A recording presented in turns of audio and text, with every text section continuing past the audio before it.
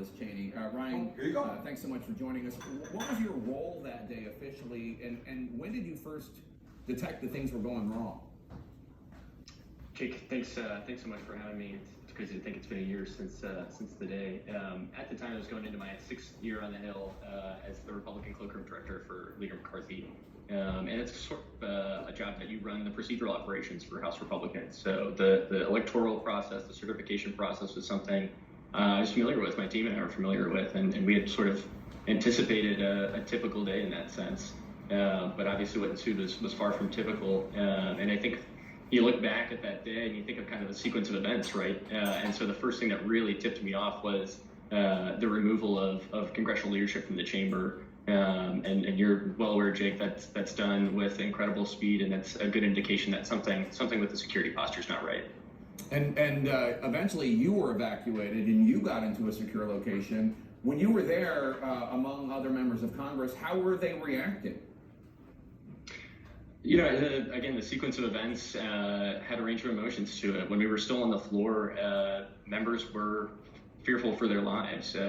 Republican members themselves, men crying in the cloakroom for their safety. And so as we escaped the chamber to what sounded like gunshots to the secure location, I think people were still scared. Members and staff were still scared and not sure what was happening. And so you did have some members express a different view.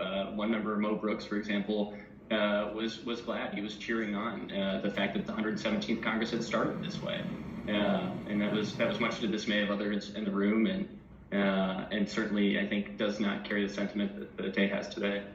You were working for McCarthy at the time. I know from talking to a lot of members of Congress how worried they were not only for their own lives, but also for the lives of their staffers. What did McCarthy have to say to his staff that day and in the days after the attack? You know, my recollection was that he didn't engage with any of his staff. I didn't get a chance to have any sort of debrief, and my understanding is that none of the McCarthy staff were able to connect with him regarding the day's events or how to respond to them, frankly. But I'd be remiss if I didn't recount, as we're walking back from that secure room that we'd been evacuated to complete the day's business on the House floor, Speaker Pelosi and Leader Hoyer stopped our floor team, to thank us for the job that we had done, assisting members, and continuing the process and continuing the Democrat process that we were there for. And I think that demonstrates the color of the leadership that day demanded. I'm stunned that Leader McCarthy didn't reach out to his staff. How do you explain McCarthy's evolving opinion on Trump's role in the insurrection, blaming him directly for the mob, and then months later leading the whitewashing of it? Look, I think there's a great leadership quote that former Boston Mayor Corley, I think, has used before. There go the people. I am their leader. I must follow them. And I think that really describes Leader McCarthy's leadership strategy, and that there's not one. His leadership strategy is dictated by the most extreme wings of his party. And so when Marjorie Taylor Greene or Matt Gaetz put their thumb on the scale, that's what he responds to. And that drives the House Republican Conference into the arms of somebody like Donald Trump. And so the leadership that enables that behavior is continuing today, as we've seen. What if McCarthy had just maintained his original position that Trump needed to accept his share of responsibility? Yeah, I can't speak to why McCarthy's changed his position since January 6th.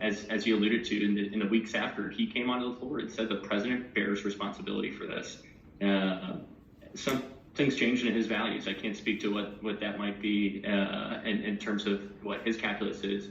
Look, for me, after January 6th, my conscience and my values were clear. We need to be loyal to the Constitution, and I made a choice to leave and go work for somebody who did believe in that. After January 6th, Kevin McCarthy went to Mar-a-Lago, and I think that says things pretty clearly for the American people. And what was your response as somebody who worked in the cloakroom at that moment, after there was blood on the floor in the Capitol?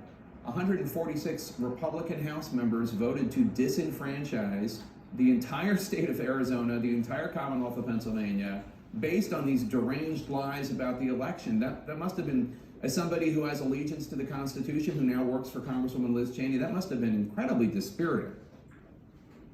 Well, it's disappointing, is what it is. And these are supposed to be the best versions of our districts, right? We send them to represent us and represent our voices. And the act of disenfranchising so many Americans based off of what they know is a lie is frankly despicable, and it's a disgrace. Brian O'Toole, thank you so much for your time. Thank you so much for your actions on the Thanks, House Jake. floor that day. Very difficult day to be carrying out the constitutional duties. Appreciate your work. Coming up, the fight to protect democracy.